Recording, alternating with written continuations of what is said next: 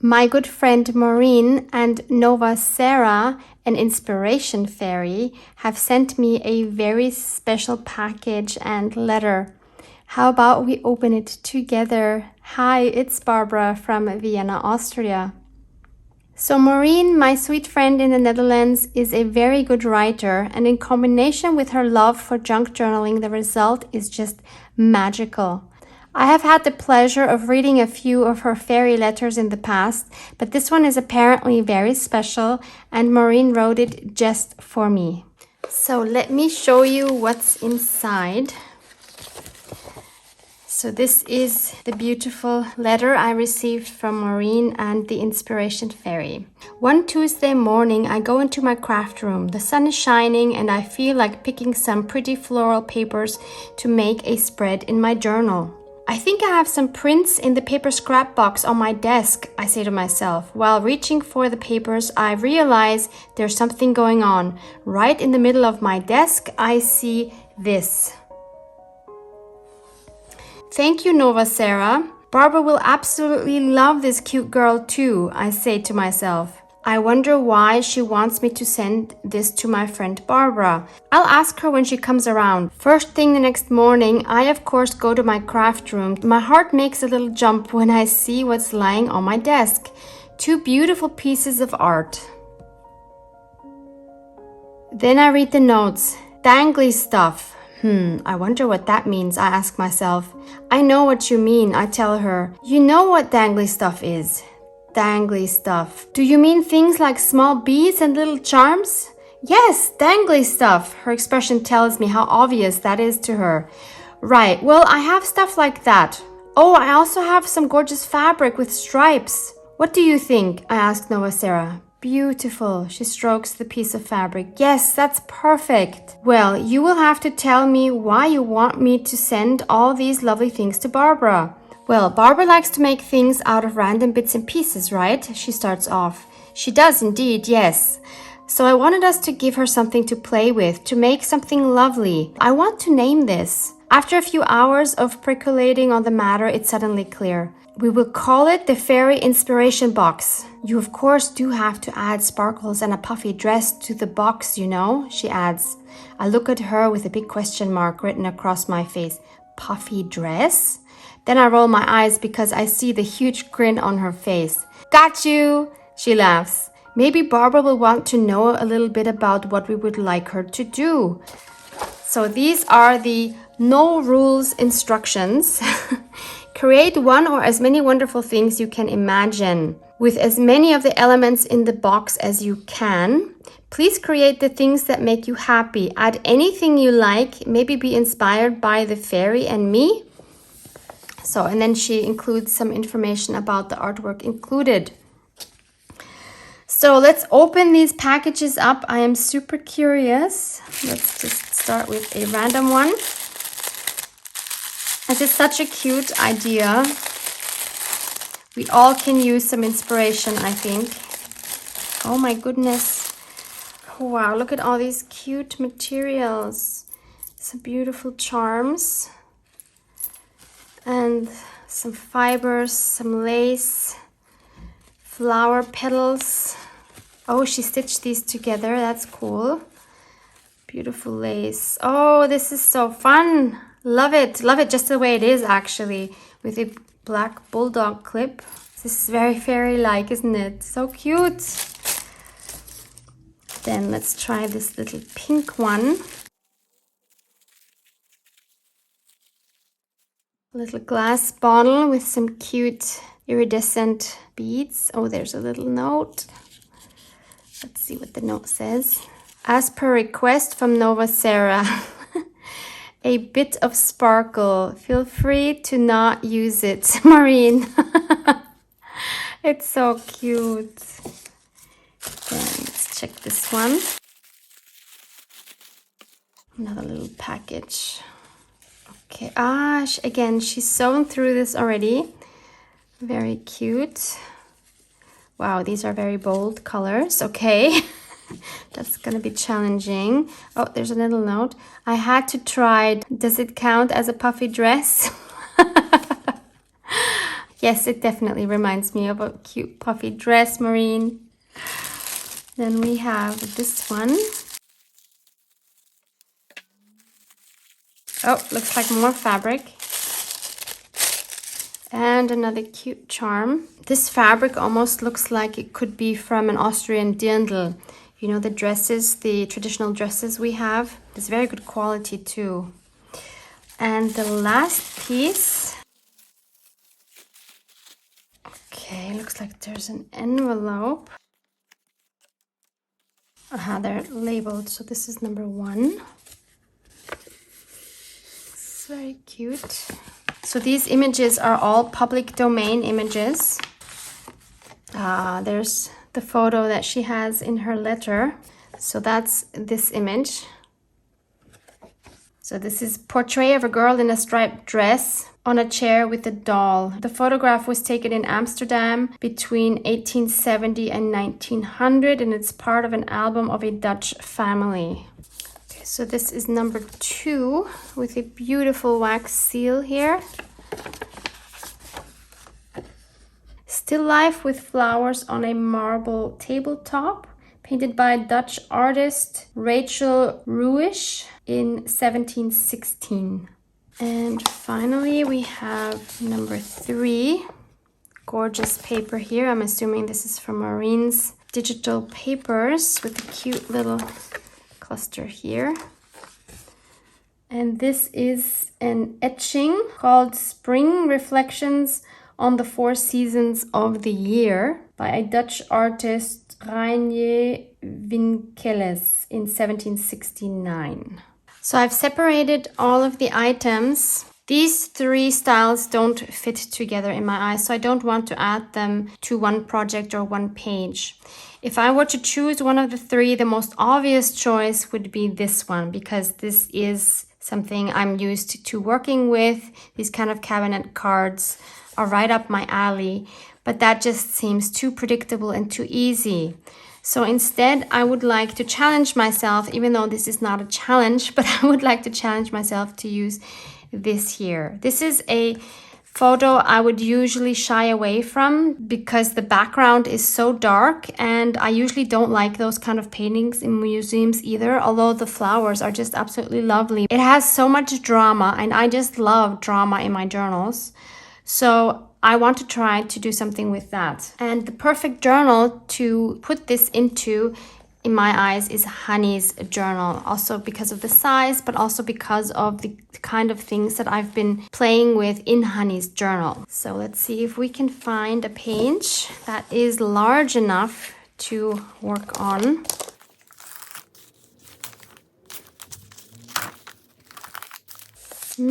What about this one? Oh yeah, I like this one already. Don't even have to go far. Not sure if I will keep the white. Yeah, I might just keep the white border actually. So let's look at all the pieces we have here. I really love these petals. I would love to use those. Maybe we can add them underneath. I do think I'm going to do something rather simple. Or on top. No, I think they have to go underneath. They are quite big. I think I want to add some color to these though. So let's start with that. I have no idea how this material is going to react. So I'm just going to try to add some Black Suit Distress ink. Let's add some water and see what happens. Wow, that is very dramatic. So this is what they look like once they are dried. I just love how these turned out. And if we put them here, maybe move them a little bit in so that I don't have a problem when I close the journal. Then I could probably add some of these bits just around the image. We have this lace. I could cut that up.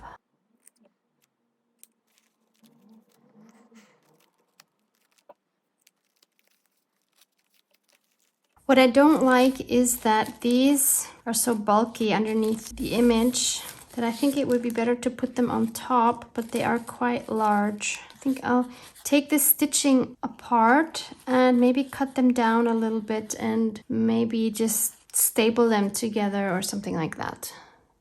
So it looks like it was part of a huge flower. So I'm going to try to just cut these down.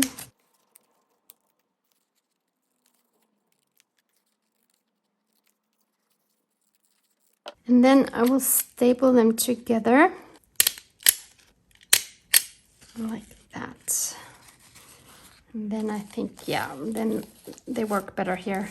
And since they took that distress ink so well, I want to add some more drama on the edges here. And I will try that by adding some black watercolor just to the edges. Let's see how it will take the watercolor. Wow. Look at that. That's drama. And I will spray this again and have it spread out a little.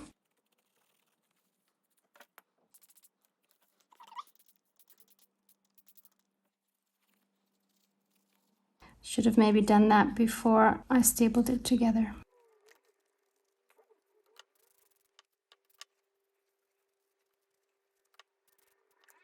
Let's let this dry again. So they're dry now, and I love how they're getting a lot more character by doing this. And as you can see here, Mr. Van Gogh is also going to join the party, of course. And I'm going to add some golden edges as well. Now these I'm not going to dilute with water. I want these just to be on the edges. So I'm giving it this kind of like a messy, distressed look. I didn't add any water to my watercolor so that it's quite thick, so that will give me this distressed look rather than a smooth line. If it was more liquid, I would not get this effect. So these are all dry. Love how they turned out. And we could add one of these charms to cover these staples. I think I want to take the butterfly. And let's add something underneath. How about this? I think the color actually works because of the color of the petals. Maybe just a little less. And we could maybe add some of, even a piece of this tulle. And even a piece of this white one.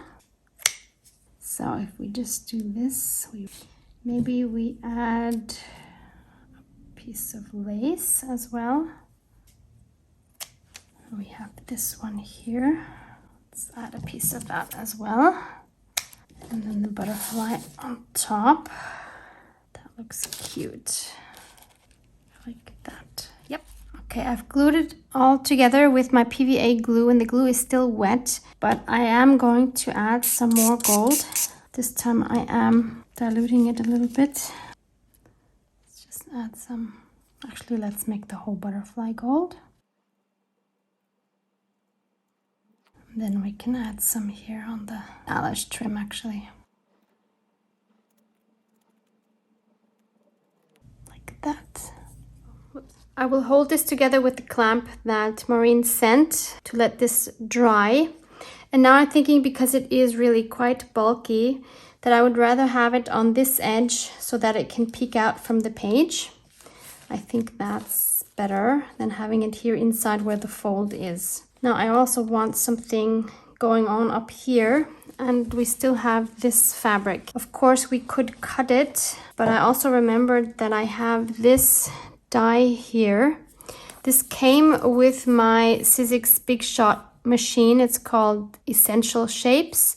This is the number 662220, and it has a butterfly and this shape and a heart and this 4-leaf clover, which I think if we cut out maybe 2 or 3 could be made into a flower. I don't know if that's going to be too much to have a flower up there as well. So I'm going to cut out, I think, 3 of these to potentially make a flower, and also a butterfly just in case the flower does not work.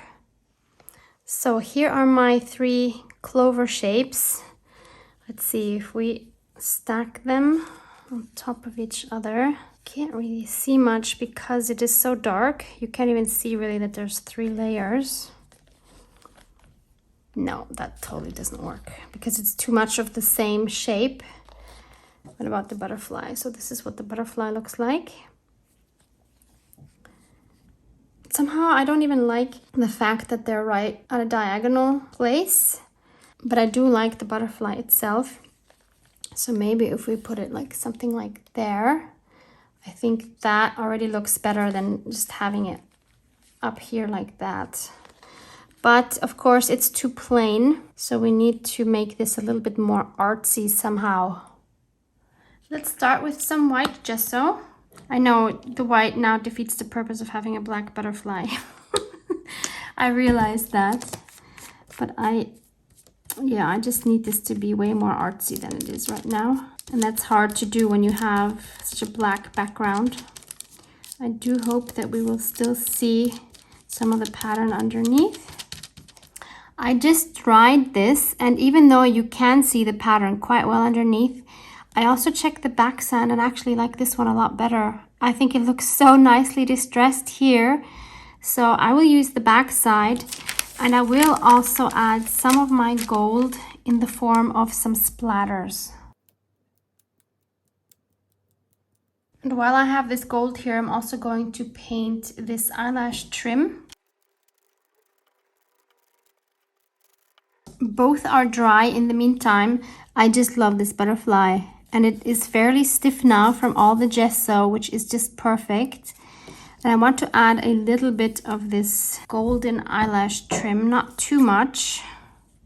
Maybe just make like a circle, put it behind. And then also I remembered I have these things from a Happy Mail. I've had them forever, never used them, and I see that Louisa uses them as butterfly antennae, and that's perfect. I have a black one here, which is the perfect color to make it stand out. I think you have to cross them to make them come out in a way that looks sort of realistic. Maybe with some tape I could do that. So I'll put a piece of tape over that, and that way, yeah, that way they will stay like that. Oh, that is so perfect. Love that. And we'll just wrap this around. Add some glue here and put this like that. And then we can place it up here somewhere. I don't think I will stick it down yet because I'm not sure what else I will do yet. As always, I think it needs something else right here, but it cannot be as bulky and dominant as these two pieces. But it needs to pull your eye there because this is at the moment very unbalanced for me. It definitely needs something here. I have these wooden numbers and letters, which I think were from Action. I went back to the information about the artwork, and it said that this is a still life from 1716. So why not add that date on the side somewhere? I did find the right numbers, but they obviously don't have the right color. So I will paint these in gold.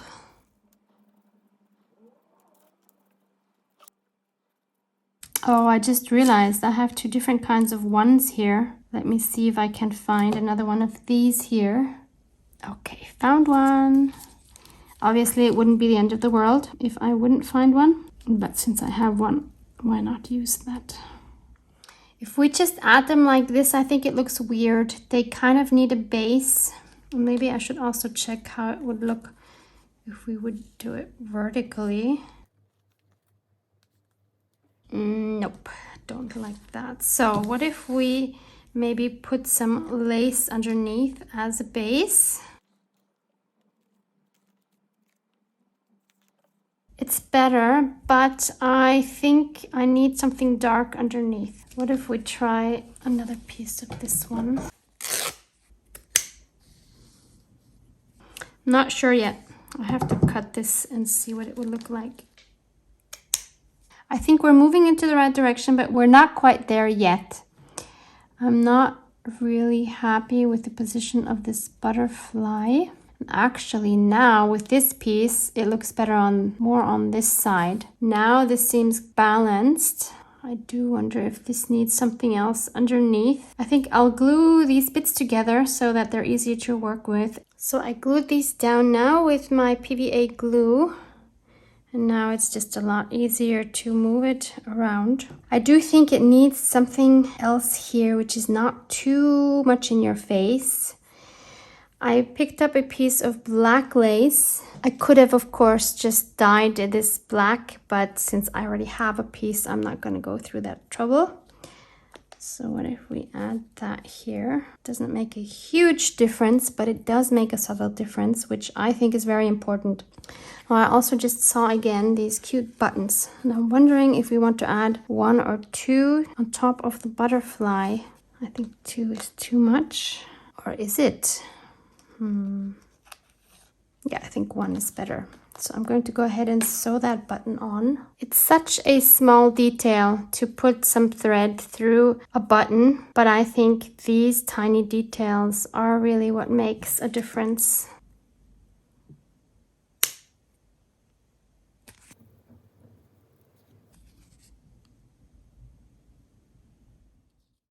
It still seems like something's not right. And maybe it's because this is so far down, which of course I wanted so that this can peek out of the edge, out of the corner here. But maybe it's enough if it peeks out from the page edge. So let's see if it would look better if we move everything up a bit and then have that here, and it would still be peeking out from the page. I do think it is more balanced this way, but something is still not right. I'm wondering if it's the image, which is too clean. You know what I mean? It's a vintage image. It has this pristine white border, and somehow it doesn't seem to fit with the grunginess of everything else. So I want to see what it would look like if I would tear around these edges and then make the whole thing look a little bit more vintage, maybe adding some kintsugi to it. I think this would be the perfect kind of image to add my kintsugi. So I'm going to spray the back of my image with water. And then I'm going to gently crumple it up. Take it apart again. Then I'm putting some PVA glue on a book page. This is one that's relatively thin, so that works really well. Then I'm going to spread that out evenly with my brush. And then we're going to set this on here, and I'm going to squeeze paper so that I have some thin creases. Oh, and it's actually tearing here, but that's okay. Okay, I did destroy a little bit here, but it'll be okay. Once it's dry, I'm going to try to gently tear around this. It's a bit tricky since I was squishing it into the middle. It doesn't have a straight edge anymore, obviously. Let's see if I can do it without a tearing ruler. I will go around the edges with my black suit, because we do have a little bit of white showing through, of course. Yeah, that completely gets rid of it. Usually I would do this next step with my fast drying metal gloss paint in gold, but I still have some watercolor left here, so I wanted to see if that works. It has thickened up quite a bit, so I think it should be okay. I'm using my stippling brush, and I'm going to just go over the creases very gently because I don't want to make the whole thing gold. I just want to accent the creases. Yes, and that seems to be working. It is a bit smeary, meaning the paint is not dry enough. Now, obviously, this technique will not look good on any kind of image. I think you need to choose the right images for this to work, to have the desired effect. And I think this is a perfect image to do that. So we're highlighting the creases to show the beauty of damaged goods, let's say, to show that you don't have to hide imperfections. Things are beautiful with the history that they have, with everything they went through, just like we are. When we get wrinkles, we shouldn't have to hide them. We should be proud of what we've been through and that these things have made us into what we are today.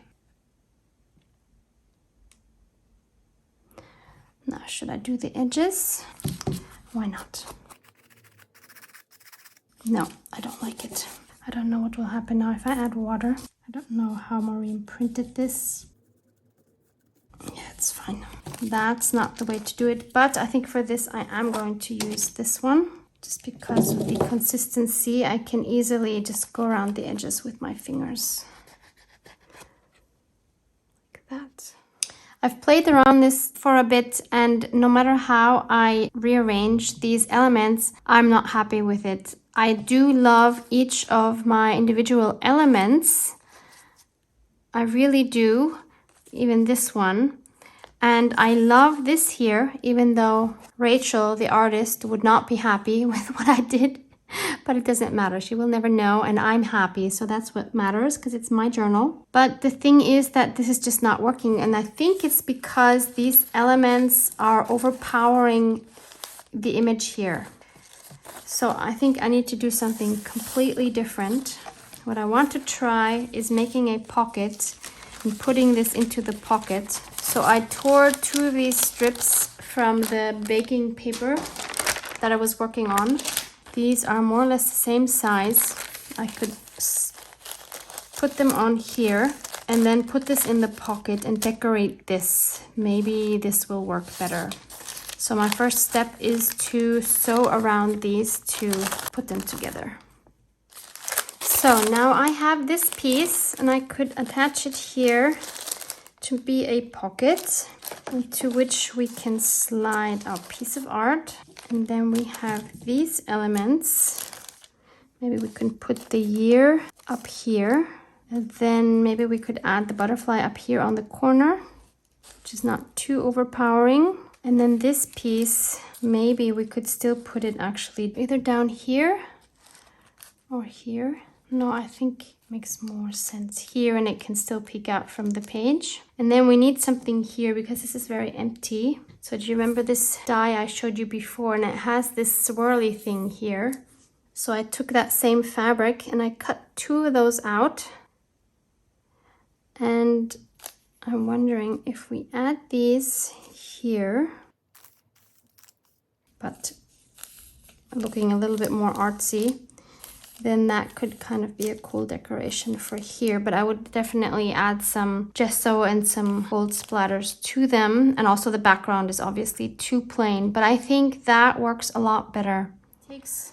Even if it takes longer to get the page looking like you want it to look, I think it's totally worth the effort. You need to have something in the end that you're happy with and that you're proud of.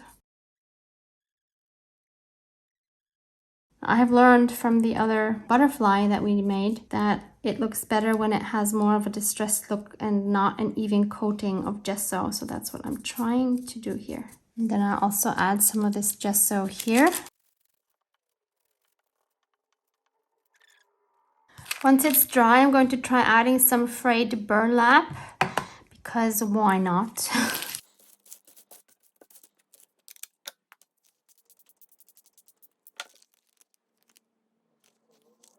So once it's dry, it looks like this, which is very nice. I think it just gets rid of this plain white feeling.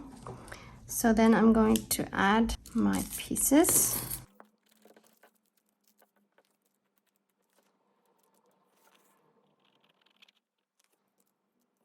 I just realized I could also glue them on top of each other like this to be like one shape. Then definitely some more gold splatters.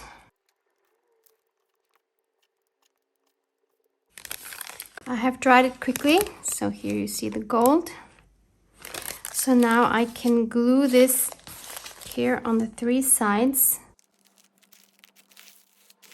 Then let's add the butterfly to the image. I will of course cover this with something more vintage, and then I can write about my experience with this page. So that goes in there, and now all that's left is this little petal cluster. I will ask Maureen to send me these links that she has for the public domain images that she sent me, so that I can link them for you below this video, so that you can have a go at playing with these as well. So check the description box for those. Thank you so much, Maureen, and to your lovely fairy as well. Lots of kisses from me, and thank you so much for all this inspiration. Love you guys. Mwah, mwah.